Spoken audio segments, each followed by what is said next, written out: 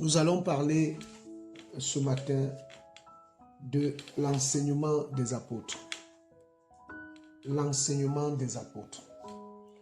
Vous savez, comme vous le savez, j'ai vu le pasteur Marcelo se marier. Ça passe dans les réseaux. J'ai vu le pasteur Makoso qui, une femme lui dit, tu es mon mari. Dieu me l'a dit. Yahweh m'a dit, tu es mon mari. Et lui dit non.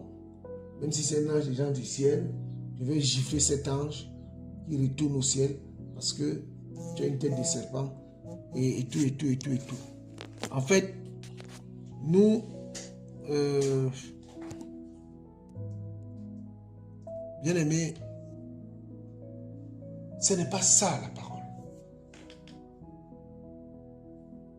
La parole qui doit être prêchée doit amener les âmes au salut.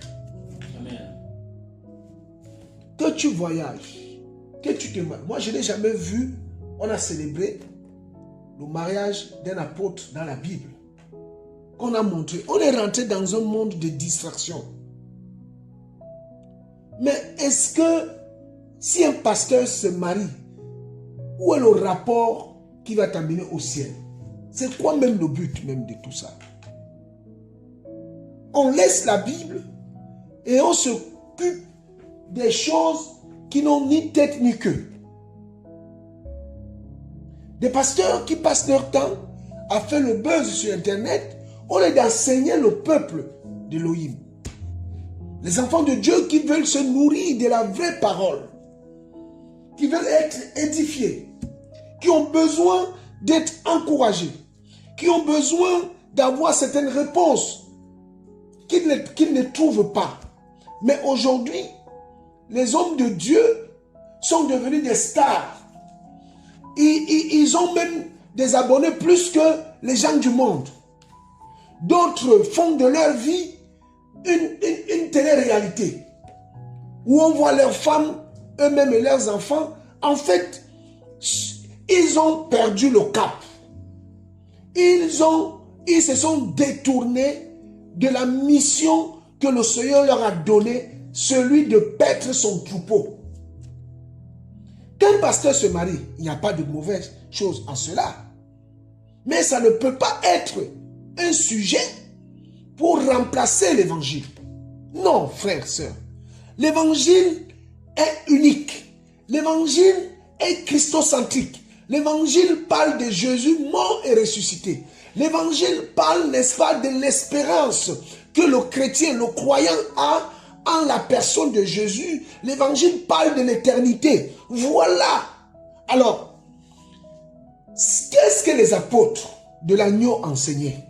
Qu'est-ce qui était l'objet de leur... qui attirait toute leur attention? C'était quoi le but de leur ministère? Pourquoi ils ont tout abandonné pour suivre cet homme qui est monté au ciel et qui les a donné une mission? C'était pour qu'ils se montent dans des chaînes de télé? C'était pour qu'ils demandent de l'argent quand on prie? C'était pour qu'ils prophétisent pour avoir des maisons, des milliards? Je ne comprends pas. Je ne comprends pas. Je pense que je ne suis pas la seule personne ici à se poser la véritable question. On veut faire croire aux enfants du Seigneur que si tu n'as pas une grande maison, tu n'as pas une grande voiture, tu es maudit. Je ne comprends pas. Je ne comprends pas. En quoi l'éternité est-il en rapport avec les biens matériels? Je ne comprends pas. Si le Seigneur te donne une voiture, une grande voiture, merci Seigneur. Si le Seigneur te donne une maison, merci Seigneur. Si le Seigneur te donne un mari, merci Seigneur. Si te donne une femme, merci Seigneur. Si te donne des enfants, merci Seigneur. Il te donne un bon travail, merci Seigneur. Il te donne la santé, merci Seigneur. Mais tout cela n'a rien à voir avec l'éternité. Amen. Alléluia. L'éternité, nous ne partirons pas avec ce corps-ci. C'est écrit. Mais pourquoi nous tuons-nous? Il y en a un qui est en Belgique. Il passe son temps il n'ouvre même pas la Bible. Il parle que de ses voyages. Il parle seulement, j'ai prié pour tel, je lui ai dit, j'ai fait comme ça. Jésus n'est pas dans sa bouche. Et quand on regarde même l'auditoire de ceux qui l'écoutent, c'est des gens qui ont fait la chirurgie esthétique. qui sont habillés de manière, même les prostituées s'habillent mieux. Et ils sont dans ce temple, dans ce couloir de la mort, où on les vend du vent, croyant qu'on parle de Jésus. Mais de quel Jésus on parle comme ça? Qu'est-ce que les apôtres ont enseigné? Quelle est la parole que nous avons reçue? Quel est l'enseignement que toi et moi nous avons reçu? Et qu'est-ce que notre âme a besoin de recevoir pour être sauvée? Parce qu'il y a un évangile, un seul, pas deux, qui amène au salut. C'est un évangile qui ne se dilue pas. C'est un évangile qu'on ne tronque pas. C'est un évangile qu'on ne change pas. C'est un évangile qui n'a pas, n'est-ce pas, de prix. Le prix de l'évangile, c'est le Seigneur Yeshua Hamashiach lui-même. C'était quoi la doctrine apostolique? C'était quoi l'enseignement des apôtres? Qu'est-ce que Paul, Pierre, Jean, Jacques ont enseigné? Qu'est-ce que les Kakou Sévérin ont enseigné? Qu'est-ce que les docteurs John MacArthur ont enseigné? Qu'est-ce que les Scofield ont enseigné? Qu'est-ce que les John Wesley ont enseigné? Qu'est-ce que tous ces grands réformateurs ont enseigné? Oh, bien-aimés, nous sommes dans un temps de confusion, nous sommes dans un temps de ténèbres où le monde pense qu'avec l'évolution technologique, nous avons atteint la pleine connaissance alors qu'en réalité, nous sommes en train de nous égarer. Et ceux qui étaient appelés pour apporter l'éclairage qu'on appelle photizo en grec, être éclairé, l'illumination au peuple du Seigneur, ils se sont détournés et ils ont accepté ce que Ésaü a accepté, ce que Jacob lui avait proposé. Ils ont accepté cela. Aujourd'hui, le ministère est synonyme de la richesse et de la grandeur, l'opulence matérielle. Les voyages. On brandit, n'est-ce pas, nos richesses, leurs richesses, comme si c'était des trophées de guerre. Mais, bien aimé, le Seigneur Yeshua ici-bas n'avait qu'une seule tunique. Il a dit aux enfants d'Israël dans le livre de Deutéronome, au chapitre 7, chapitre 8 là-bas, il dit, je vous ai laissé avoir faim. Vos pieds, pendant 40 ans, ne se sont point enflés. Vos habits ne sont point usés. Je vous ai donné la manne du ciel, la nourriture des anges, que vous ne connaissez pas. Il dit, non, reconnaissez en votre cœur que c'est moi qui suis l'Éternel, Yahweh Adonai. Ce n'est pas vos créations technologiques où vous pouvez provoquer la pluie, où vous pouvez, n'est-ce pas, catalyser, n'est-ce pas, ou accélérer la croissance hormonale des poulets, des bœufs, des œufs ou tout ce que, ou même des plantes, pour que vous mangez et qui vous donnent la maladie, qui font que, pour dire que vous êtes arrivé à la pleine connaissance. Moi, je vous ai donné la manne pendant 40 ans. Aucun de vous n'était malade. Ceux qui mouraient par désobéissance à cause du péché. Mais ce n'était pas la nourriture qu'ils mangeaient. Alléluia. Oui, frère. C'était à cause de la désobéissance. Mais ce n'était pas à cause de la maladie. Parce qu'il s'appelle El Rafa. Mais quelle est donc la doctrine aujourd'hui? Qu'est-ce qu'on nous vend sur Internet? Combien de chaînes de télé glorifient-ils et dispensent-elles, glorifient-elles autant pour moi, et dispensent-elles l'enseignement apostolique? La doctrine des apôtres où Pierre, Paul, Jean, Jacques et les autres ont donné leur vie. C'est terrible. Le constat est amer. Alors, les vraies assemblées sont devenues rares. Les vraies assemblées sont devenues rares.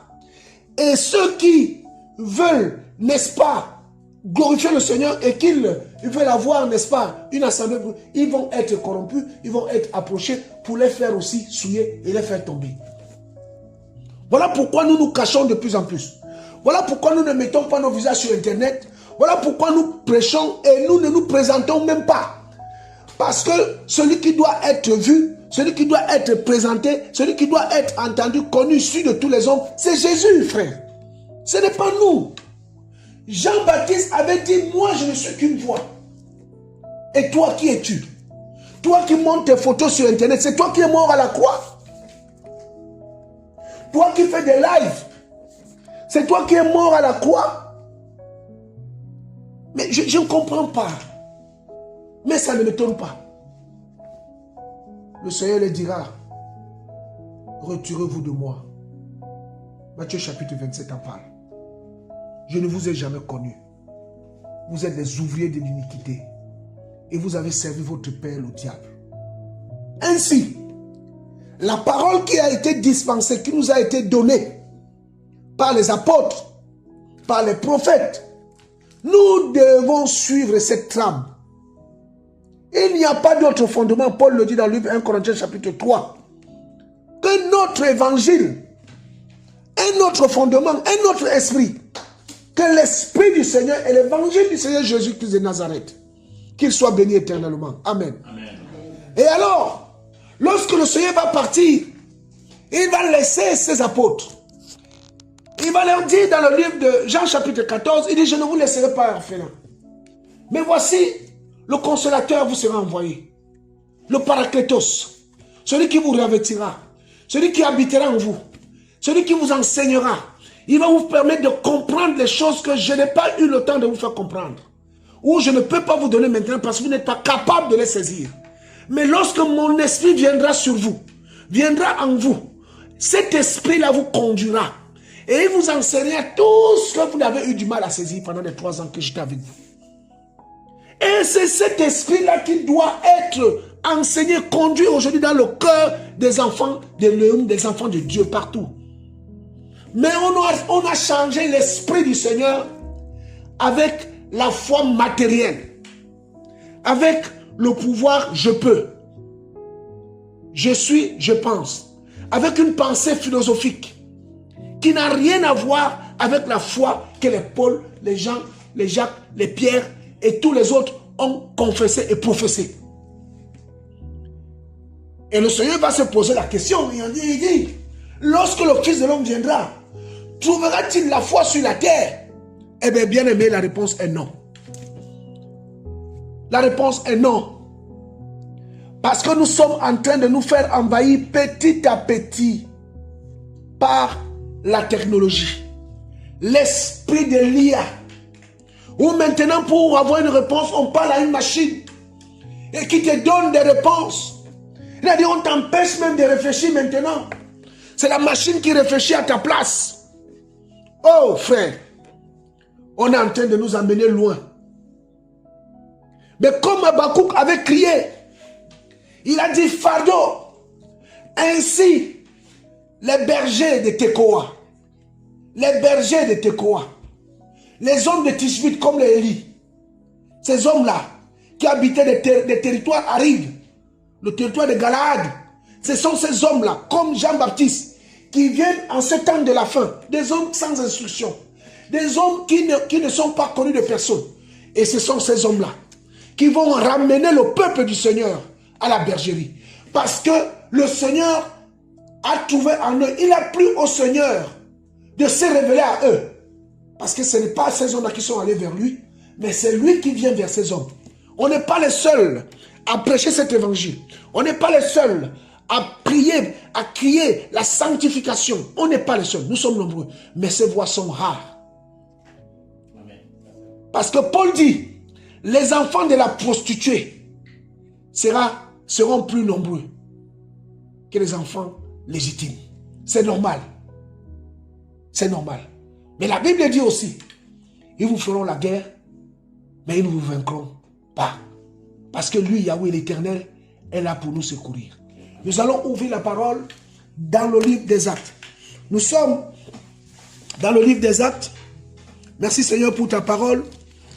Nous voulons défendre la sainte doctrine. Nous voulons proclamer haut et fort à ces hommes et à ces femmes qui sont martyrisés, qui sont écrasés, qui sont sans espoir, sans espérance, que le Seigneur est mort et ressuscité. Voilà notre avenir, voilà notre terminus, voilà notre destinée, voilà notre félicité, la mort et la résurrection.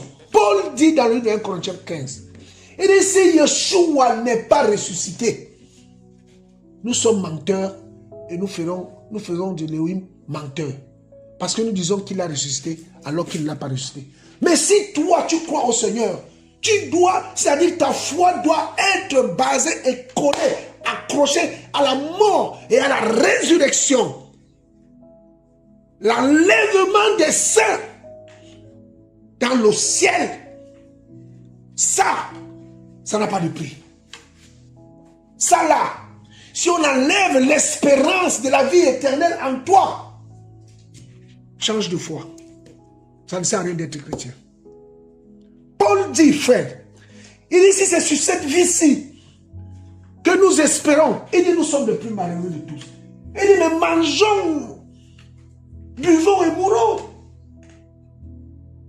Mais si dans ton cœur, femme, homme, tu as la notion de la vie éternelle, tu crois que l'esprit qui a ressuscité Jésus-Christ des morts, cet esprit est en toi. Dis-toi une chose, frère, que les musulmans, les bouddhistes et tous ces gens n'ont pas pu faire, que cet esprit te ressuscitera. Oh frère, oh Seigneur de gloire, je veux vous parler de l'espérance qui est dans la foi chrétienne. L'espérance en Jésus-Christ de Nazareth, l'eau vivant, celui qui ressuscite des morts, celui qui a marché sur les eaux, celui qui a multiplié le pain, celui qui a accompagné Israël pendant 40 ans dans le désert. C'est de ce Dieu-là que je vous parle ce matin, frère. Oh, bien-aimé, écoutez, frère, écoutez. C'est-à-dire, parfois, nous sommes parfois pris par la maladie, les problèmes et tout. Ça nous, même pas les problèmes de foyer, mais ça nous empêche. Ça veut nous étouffer notre espérance. Mais ton espérance ne doit pas être basse. C'est vrai que c'est un combat. Mais tu dois avoir un sanctuaire. Un endroit qui est intouchable. Et une foi inébranlable par rapport à ton éternité. C'est-à-dire qu'au-delà de tout ce que tu peux subir, tu dois te dire à l'intérieur de toi, je dois saisir l'éternité. Ça, la personne ne doit te l'enlever.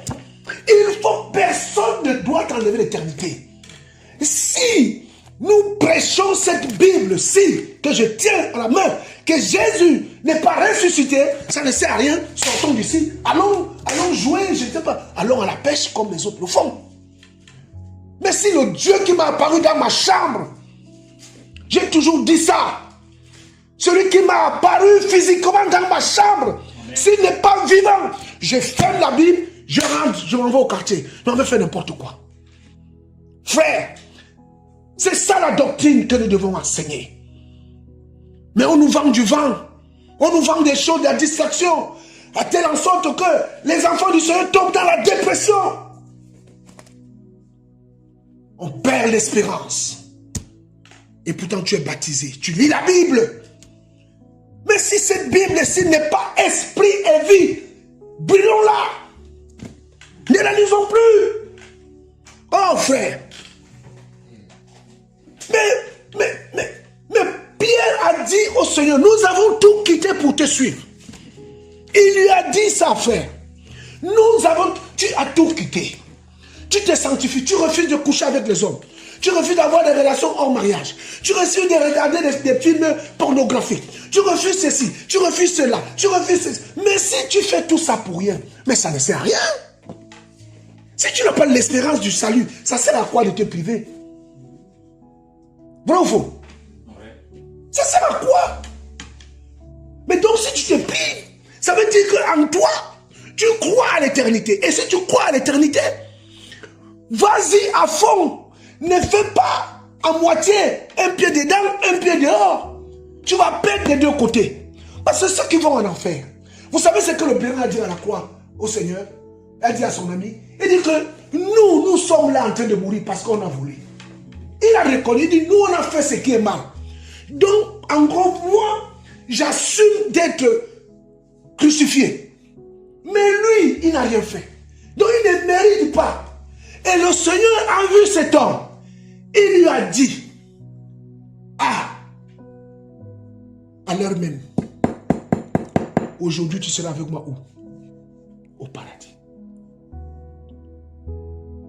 La doctrine, l'enseignement des apôtres, c'était quoi? C'était quoi, bien-aimé? Vous pensez que Pierre, Paul, Jean-Jacques n'avaient pas de problème?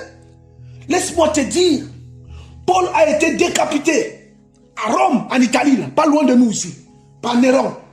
Pierre a été pendu, crucifié, la tête en bas. Ésaïe a été scié. Jean a été mis vivant dans un fût d'huile. Il est mort en travaux forcés à Patmos. Jérémie, pareil. Vous voulez que je vous en cite encore? Pourquoi? Pourquoi ils ont accepté une telle mort? Mais parce que ils ont vu ce que nous on n'a pas vu. Ils ont cru ce que nous avons du mal à croire. Et ils ont entendu ce que nous refusons d'entendre. Parce que même entendre la voix du Seigneur maintenant c'est difficile. Tu es tellement occupé. Même pour prier ça devient un combat. Tu es tellement occupé que tu ne donnes pas la place au Seigneur pour qu'il te parle. Mais dis-moi, si le Seigneur ne te parle pas, comment vas-tu cultiver ta relation avec lui? Tu vas être comme des musulmans, ils prient, mais ils n'ont jamais de réponse. Ils donnent les mêmes prières tout le temps. Ou les bouddhistes qui brûlent les bougies tout le temps. Ils donnent la nourriture à leur Dieu. Ils viennent encore, ils nettoient, ils remplacent. Non, frère. Le chrétien est le seul être humain croyant qui sait ce qui va lui arriver après la mort. Oh! On ne parle pas de la loterie ici. La foi chrétienne, ce n'est pas la loterie. La foi chrétienne, c'est la véracité de la parole dans la démonstration de sa puissance. Voilà pourquoi quand nous prions pour les gens, nous croyons que le Seigneur les guérit. Amen. Quand nous prions pour les gens, pour les morts, nous savons que le Seigneur peut les ressusciter. Amen. Oui, frère. Ah oui. Mais ta foi, ma foi, aujourd'hui, elle est basée sur quoi? Il m'a dit, frère, c'est une alliance avec moi, va annoncer ma parole. Mais lorsque je me lève pour annoncer la parole, l'ennemi s'élève. Et là, le combat vient. Ne crois pas que ce choix que tu fais sera un choix facile. Ah non. Ta santé même personnelle peut être attaquée à cause de ton choix. Ah oui. Ta femme peut s'élever contre toi à cause de ton choix. Tes enfants, ton travail, ton mari. Parce que tu veux aller au ciel. Bien-aimé, lisons la parole. La Bible dit, nous sommes dans le livre de Actes chapitre 2. Nous sommes au verset 41. Je lis la parole du Seigneur. Ceux donc qui acceptèrent sa parole avec joie furent en effet baptisés et environ 3000 âmes furent ajoutées ce jour-là. Et ils persévérèrent tous dans la doctrine des apôtres. Ils persévéraient tous dans la doctrine ou les enseignements des apôtres, dans la communion fraternelle, dans la fraction du pain et dans les prières. Alléluia. Bien-aimés, c'est que les 12 apôtres de l'agneau, ce que les Étienne, Stéphanos, les Philippe, les Marc, les Timothée, les Tite, les Ionosine, Épaphrodite, tous ces hommes et ces femmes, les Lydie, ce que ces femmes et ces hommes ont annoncé était la parole, la doctrine apostolique. Ils n'avaient pas deux évangiles. Paul pouvait dire dans le livre de Galates chapitre 2, il dit 14 ans plus tard, je remontais à Jérusalem pour aller voir les colonnes, afin d'examiner si la parole que moi j'enseignais en Asie était la même parole qu'ils enseignaient à Jérusalem. Et il va comparer, et ils vont tomber d'accord, et ils vont reconnaître que celui qui a fait de Pierre apôtre, c'est le même qui a fait de Paul apôtre. Et que celui qui a donné son esprit à Paul, c'est le même qui a donné son esprit à Pierre. Et les deux, sans se connaître, parlaient de la même chose. Mais pourquoi aujourd'hui, mon frère Samuel, les apôtres d'aujourd'hui n'ont pas le même langage? Pourquoi? Pourquoi un dit A, l'autre dit B? Donc s'ils disent ça, il y a un parmi les deux qui n'est pas du Seigneur. Il y a un parmi les deux qui veut égarer. Mais maintenant, le problème, c'est que le rapport est déséquilibré. On peut trouver 10 faux apôtres et un faux apôtre, un vrai apôtre. 10 faux, un vrai. Alors, quand il y a 10 bouches et une bouche, quand les 10 crient à la fois, est-ce qu'on entend la voix de l'autre qui est seul? Ils inondent la plateforme médiatique. Et ils ont même du mal maintenant à tenir une Bible matérielle dans leurs mains. Ils prennent maintenant avec les tablettes. Quel est l'enseignement qu'ils donnent? Est-ce que ces hommes ont rencontré véritablement le ressuscité? Peux-tu rencontrer le Seigneur Yoshua et rester pareil? La question se pose. Nous sommes dans le livre de 1 Jean. 1 Jean, ma soeur Aurélie, s'il te plaît, on va lire, s'il te plaît. 1 Jean au chapitre 1, on va prendre du premier verset jusqu'au verset 7.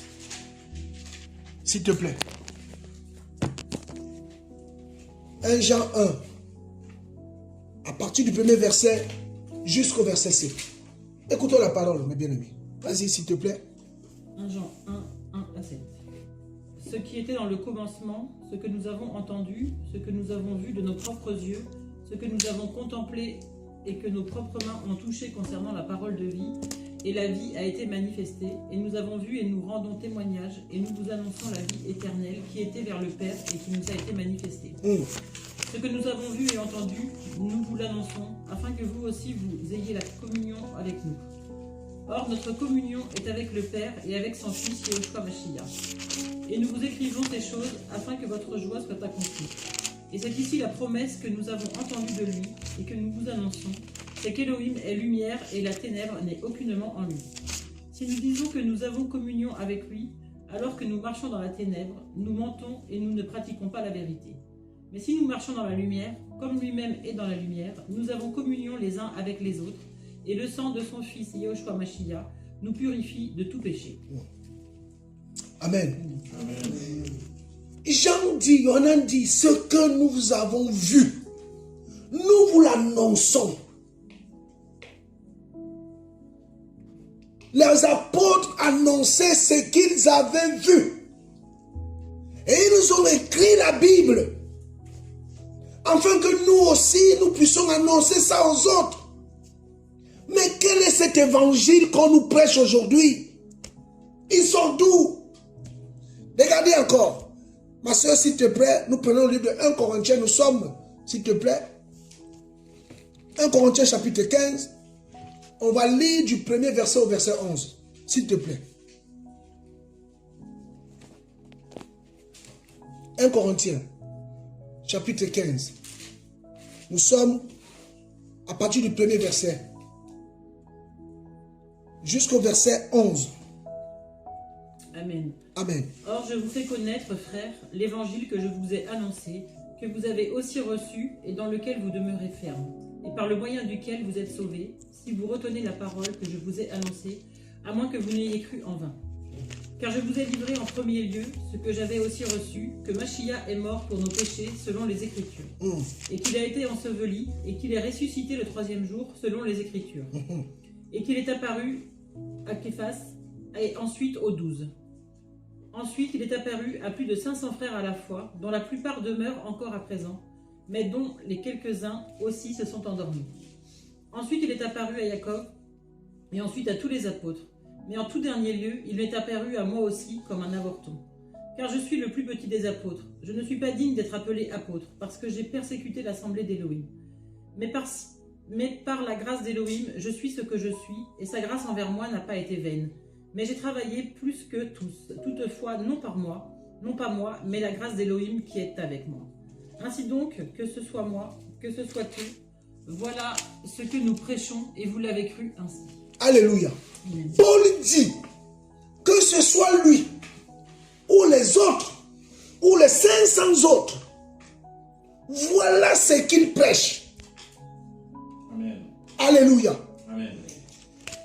La doctrine des apôtres étaient centrés sur la personne de Jésus.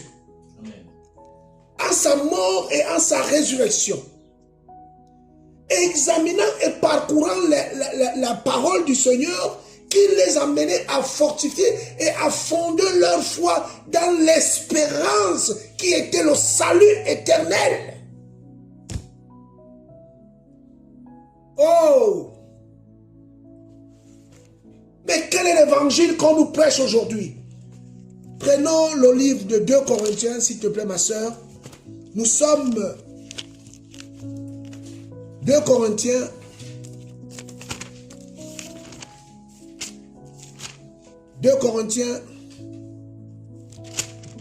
Alléluia. 2 Corinthiens chapitre 11. À partir du premier verset. Là, tu vas lire beaucoup. 2 Corinthiens 11, 1. Si seulement vous pouviez me supporter un peu dans ma folie, mais vous me supportez. Car je suis jaloux pour vous, d'une jalousie d'Élohim, car je vous ai fiancé à un seul époux pour présenter une vierge pure au Mashiach. Arrête-toi là. Paul dit que la foi chrétienne des élus est comme des fiançailles de l'église ou d'un homme ou d'une femme à un homme. Et il dit, nous l'église, il nous a fiancés à qui? À un seul époux, pas deux. Dont le message, dont les avertissements doivent être coordonnés et cohérents. Qu'on soit ici, aux États-Unis, en France ou en Afrique, l'église doit avoir un seul message. Mais d'où vient ce message de prospérité? Continue, ma soeur. Mais je crains que, comme le serpent a trompé Chava par sa ruse, votre pensée aussi ne se corrompe en se détournant de la simplicité qui est en Mashiach.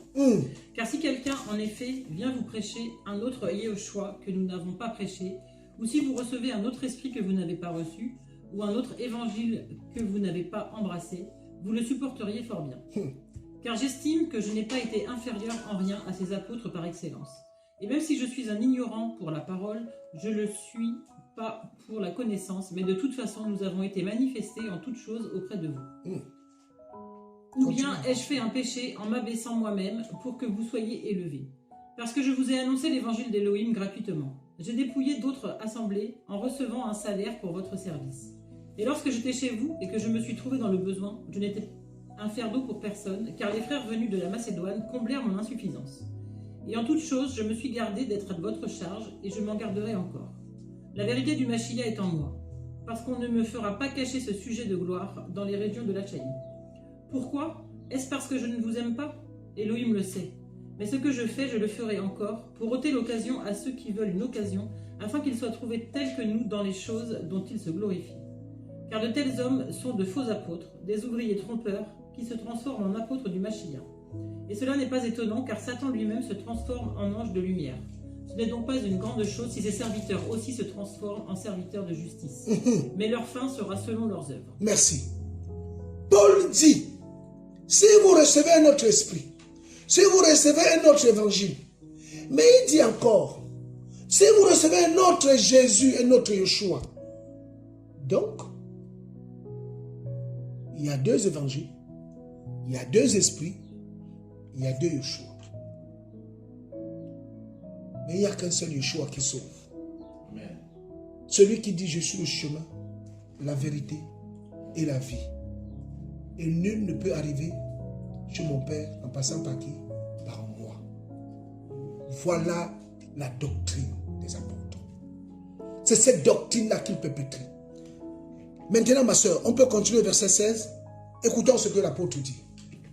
Je le dis encore, afin que personne ne me regarde comme un insensé. Ou bien recevez-moi comme un insensé, afin que je me glorifie aussi un peu. Ce que je dis, je ne le dis pas selon le Seigneur, mais comme par folie, avec l'assurance d'avoir de quoi me glorifier. Puisque beaucoup se glorifient selon la chair, moi aussi je me glorifierai. Car vous supportez volontiers les insensés, vous qui êtes sages. Car si quelqu'un vous réduit en esclavage, si quelqu'un vous dévore, si quelqu'un s'empare de vous, si quelqu'un s'élève au-dessus de vous, si quelqu'un vous frappe au visage, vous le supportez. Je le dis avec honte, comme si nous avons été faibles. Mais si quelqu'un ose se glorifier en quelque chose, je parle en insensé, moi aussi je l'ose. Sont-ils hébreux? Moi aussi. Sont-ils israélites? Moi aussi. Sont-ils la postérité d'Abraham? Moi aussi. Sont-ils serviteurs du Machia? Je parle comme un aliéné. Je le suis plus qu'eux. Par les travaux, bien plus. Par les blessures, plus qu'eux. Par les emprisonnements, bien plus. Dans les morts, souvent. 5 fois j'ai reçu des Juifs 40 coups, moins 1. J'ai été battu de verge 3 fois. J'ai été lapidé 1 fois. J'ai fait naufrage 3 fois. J'ai passé 1 jour et 1 nuit dans la mer profonde. Souvent en voyage, en péril sur les fleuves, en péril de la part des brigands, en péril de la part de ceux de ma race, en péril parmi les nations, en péril dans les villes, en péril dans les régions inhabitées, en péril sur la mer, en péril parmi les faux frères. Dans la peine et dans le travail dur et difficile, dans de fréquentes veilles, dans la faim, dans la soif, souvent dans les jeûnes, dans le froid et dans la nudité. Outre les choses de dehors, ce qui me tient assiégé tous les jours, c'est le souci que j'ai de toutes les assemblées. Qui est malade, que je ne sois aussi malade? Qui est scandalisé, que je n'en sois aussi brûlé? S'il faut se glorifier, c'est de ma faiblesse que je me glorifierai. L'Élohim et Père de notre Seigneur Yeshua Mashiach, qui est béni pour l'éternité, sait que je ne mens pas. À Damas, le gouverneur du roi Arétas garda la ville des Damaséniens, souvent se saisir de moi. Et à travers une fenêtre, dans une corbeille, on me descendait à travers la muraille, je n'échappais de ses mains. Alléluia. Et j'échappais de ses mains. Alléluia. Voilà l'évangile, voilà les enseignements des apôtres. Des hommes qui ont souffert et qui payent un prix. Mais aujourd'hui, c'est nous qui engraissons. J'étais au Cameroun et un homme me dit, nous aussi on paye la dîme tous les jours. Je dis, explique-moi la dîme tous les jours. Il me dit, comme je suis commerçant, si je vends un bœuf à 300 000, je dois enlever 30 000. Donc tous les jours je vends, je dois enlever 10%. Et il y a même la dîme pour la 10e fille. Donc le 1/10. Donc quand un homme a 10 enfants, la fille part pour le 1/10. J'ai dit, explique-moi ce que ça veut dire. Ça veut dire que quand on va épouser l'enfant, la dot, tout part dans les mains du pasteur. Ah oui. Il est le 10e. Donc c'est la dîme du 1/10, non? Voilà. C'est le 10e. Oh, c'est compliqué. C'est quel évangile? On a vu Pierre prêcher ça. On a vu Paul prêcher ça. Ça sort dans quelle Bible? Eux, ils ont quelle Bible? Mais Paul dit, si quelqu'un vient vous frapper, si quelqu'un vous réduit à l'esclavage, si quelqu'un vous dépouille, ce sont ces hommes-là que vous aimez. Mais nous qui venons ici, quand vous êtes malade, on compatit. Nos pauvres 5 francs, c'est ça qu'on doit vous payer les médicaments. Vous nous méprisez et vous nous tapez même. Quel est cet apôtre-là qui peut fuir un gouverneur dans une corbeille? On l'a fait descendre de la muraille dans une corbeille pour fuir. Mais aujourd'hui, si un apôtre, les grands apôtres là, ne font pas les grands voyages où, avant même qu'ils ne viennent, il faut que les hôtels 5 étoiles soient réservés, sont cachés déjà là, une voiture de garde du corps, il ne vient pas. Il ne vient pas. C'est comme des artistes. Mais ils sont... On a vu d'autres avec les artistes mondains. On a vu ces soi-disant apôtres, ces grands télé-évangélistes avec les artistes mondains. C'est filmé avec eux. Ils sont ensemble. Oh frère, ils ont dénaturé l'évangile. Ils ont vidé l'évangile de la croix de toute sa substance divine qui peut nous amener à salut. Et ils ont vidé, ils ont laissé la coque, ils se promènent avec des Bibles, ils se promènent avec des toges, ils parlent de Jésus, Jésus. Mais de quel Jésus? Parce que moi la Bible vient de me dire qu'il y a 2 Jésus. Donc ce n'est pas le vrai Jésus qu'il prêche. Le vrai Jésus m'amène à l'humilité. Le vrai Jésus m'amène à l'intégrité. Le vrai Jésus m'amène à être pieux. Voilà l'évangile. Et en agissant ainsi, je sais que les portes du Seigneur me seront grandement ouvertes. Mais ces gens-là, ils prêchent quel évangile? 1 Corinthiens chapitre 3, s'il te plaît. 1 Corinthiens 3. À partir du premier verset.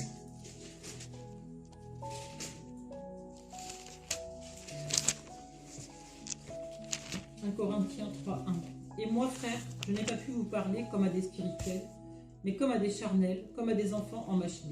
Je vous ai donné du lait à boire et non quelque chose à manger, car vous n'en étiez pas encore capable. Et même maintenant, vous n'en êtes pas encore capable, car vous êtes encore charnels. Car puisqu'il y a parmi vous de la jalousie, des disputes et des divisions, n'êtes-vous pas charnels et ne marchez-vous pas selon l'être humain? Car quand l'un dit « Moi je suis vraiment de Paulos » et un autre « Moi d'Apollos », n'êtes-vous pas charnels? Qui donc est Paulos et qui est Apollos? Mais l'un ou l'autre des serviteurs par le moyen desquels vous avez cru, selon que le Seigneur l'a donné à chacun. J'ai planté, Apollos a arrosé, mais c'est Elohim qui a fait croître. Ainsi ce n'est pas celui qui plante qui est quelque chose, ni celui qui arrose, mais Elohim qui fait croître. Or celui qui plante et celui qui arrose ne sont qu'un, mais chacun recevra sa propre récompense selon son propre travail. Car nous sommes des compagnons d'Elohim dans l'œuvre. Vous êtes le champ cultivé d'Elohim et la construction d'Elohim. Selon la grâce d'Elohim qui m'a été donnée, j'ai posé le fondement comme un sage architecte et un autre édifie dessus. Mais que chacun discerne comment il édifie dessus. Car personne ne peut poser un autre fondement que celui qui est déjà posé, lequel est Yehoshua Mashiach. Amen. Personne ne peut poser un autre fondement. Et ces hommes, ils se recommandent eux-mêmes. Ils le disent, Paul dit, nous sommes au vieux avec Elohim, avec Dieu. Mais eux, ils disent, ces hommes s'accaparent la gloire du Seigneur. Ils s'accaparent la gloire du Seigneur. Est-ce que c'est ça la doctrine des apôtres? Est-ce que c'est ça l'enseignement des apôtres? Ce n'est pas ça. Ce que Pierre, Jean, Jacques et les autres ont enseigné, ce n'est pas ça. Qu'est-ce qui se passe? Pourquoi en sommes-nous arrivés là? Mais c'est aussi à cause de notre faute. Parce que nous n'avons pas l'amour de la vérité. Parce que celui qui a l'amour de la vérité, ils sortent de ces cimetières et ils cherchent le Seigneur dans leur maison, dans la prière, le jeûne, jusqu'à ce que le Seigneur se révèle à eux, afin qu'ils sachent là où ils doivent mettre les pieds. Alléluia. Amen. Oui, frères et sœurs. Oui. La parole du Seigneur doit être dite, enseignée de la même manière. Regardez, et puis on va finir par là. 2 Pierre, s'il te plaît. 2 Pierre, nous sommes au chapitre 3. On va lire le verset 1 et 2.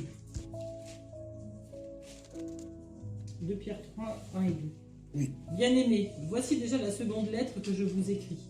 Dans l'une et dans l'autre, je réveille par un rappel la pureté de vos pensées, afin que vous vous souveniez des paroles qui ont été dites auparavant par les saints prophètes et du commandement de vos apôtres, qui est celui du Seigneur et Sauveur. Vous entendez? C'est-à-dire que Pierre et Paul et les autres n'ajoutaient pas autre chose. Ils ne faisaient que rappeler la même chose. Parce que le Seigneur est venu sceller sa révélation. C'est-à-dire que le canon biblique que nous avons de 66 livres, et rien d'autre ne peut être ajouté dedans. Amen. Et si on prend le livre d'Apocalypse chapitre 22, la Bible déclare que celui qui retranchera ou qui ajoutera aura des fléaux qui sont écrits dans ce livre. Et Paul dira dans le livre de Galates que même si un ange descend du ciel et qu'il vient vous annoncer un autre évangile que je vous ai enseigné, et que même moi qui vous parle, Paul, que je revienne demain pour vous dire autre chose que je vous ai enseigné, chassez-moi, que je sois maudit. Alléluia. Et ces hommes aujourd'hui, ils enseignent quoi? Qu'est-ce qu'ils donnent comme nourriture? David pouvait dire, l'Éternel est mon berger, je ne manquerai de rien. Il me conduit où? Dans des verts pâturages. Mais quels sont ces pâturages qu'on nous donne aujourd'hui? C'est des pâturages de la mort. C'est des coloquins sauvages. La mort dans le pot. Comme Élisée à l'époque des prophètes, des fils de prophètes. Il y a un qui va se lever pour aller dans la forêt chercher la nourriture parce qu'il y avait la famine. Il va prendre des concombres sauvages. Il va venir les préparer pour donner à ses frères croyant que c'est la nourriture. Quand ils vont goûter, ils vont dire, homme de Dieu, la mort est dans le pot. Mais il a fallu que Élisée, autant pour moi, mette de la farine, la vraie parole qui assainit, pour, n'est-ce pas, que cette nourriture soit consommable. Frères, sœurs, ils sont en train de distiller la mort. Vous qui êtes des abonnés dans ces chaînes, sortez de là. Vous sciez des alliances qui vont vous conduire tout droit en enfer. Parce que ces hommes-là ne sont pas connus du Seigneur. La Bible déclare, vous les connaîtrez à leurs fruits. Alléluia. Amen. Est-ce que quelqu'un a déjà cueilli une pomme sur un goyavier? Non. Mais quand même. Vous les entendez prêcher, oh, ils prêchent bien. Mais quand vous voyez les actes, non. Paul a dit, hein, la parole du Seigneur, hein, c'est en lui qu'il y a le oui et le amen. En lui, il n'y a pas le oui et le non. En lui, c'est le oui et amen. Alléluia. Amen. Tel qu'il est, c'est ce qu'il prêche. Paul dit, ce que je prêche, c'est ce que je vis. Amen. Il dit, je ne vous ai pas prêché autre chose que moi-même, je ne prêche pas parce qu'il ne m'a pas ordonné d'aller au-delà de ce que j'ai appris. Il ne faut pas enseigner au-delà de ce qui est enseignable. Mais ces hommes-là, comme Paul le dit, ce sont des faux apôtres, des ouvriers menteurs qui se déguisent en apôtres du Mashiach. Mais il dit, ce n'est pas étonnant, parce que Satan lui-même se déguise en ange de lumière. Mais il n'y a qu'une seule lumière. C'est le Seigneur Yeshua HaMashiach. Amen. Bien-aimés, avant de finir, je voudrais nous encourager à tenir ferme dans la foi. La foi apostolique. Lisez la Bible. Lisez la Bible. Amen. Et marchez selon cette Bible. Si tu as du mal à lire la Bible, même la Bible audio, écoute-la. Alléluia. Amen. Oui, frère. Même si tu es fatigué, que tu mets la Bible, écoute-la. Pour les sœurs qui sont à la cuisine, qui font autre chose, même au travail, ceux qui sont dans le bureau, tu peux mettre ta Bible, tu écoutes. Et prier. Restez dans l'intégrité. Parce que nous sommes en plein préparatif pour le ciel. N'écoutez pas ces dizaines de bonnes aventures là qui sont dehors, là, qui disent n'importe quoi. Ils sont eux-mêmes déjà marqués au fer rouge, comme Pierre le dit. Et ils veulent embarquer d'autres avec eux. Sauvez-vous. Pierre dit, dans le livre des Actes, là où on a lu, il dit par plusieurs d'autres paroles, dans le livre des Actes chapitre 4, ils les exhortèrent à s'échapper de cette génération perverse et corrompue. Par plusieurs d'autres paroles. Et ainsi ce matin, je vais te dire que ton état de santé, ta situation sociale ne doivent pas enfreindre à ta foi. Amen. La foi au-dessus de tout. Et le Seigneur t'a donné quelque chose qui n'a pas d'esprit. Quelque chose qui n'a pas de prix, autant pour moi. Le Saint-Esprit, qui est lui-même. Éphésiens chapitre 2, Éphésiens chapitre 1 nous dit qu'il nous a donné son esprit comme un gage. Un gage, qu'est-ce qu'un gage? Un gage, c'est quelque chose qu'on donne qui a plus de la valeur que ce qu'on propose. Donc, quelqu'un ne peut pas donner un gage, quelque chose qui n'a pas de valeur. Et le Seigneur n'a pas trouvé mieux. Il ne nous a pas envoyé un ange. Mais il a trouvé mieux de nous donner lui-même un gage. Donc le Saint-Esprit qui est en toi est, n'est-ce pas, le témoignage de l'Esprit que Yeshua va tenir sa promesse. Alléluia. Amen. Soyez encouragés, soyons encouragés, j'allais dire, tenons ferme. Le combat n'est pas facile. Mais pour Yeshua, ensemble, nous vaincrons. Alléluia. Amen. Amen.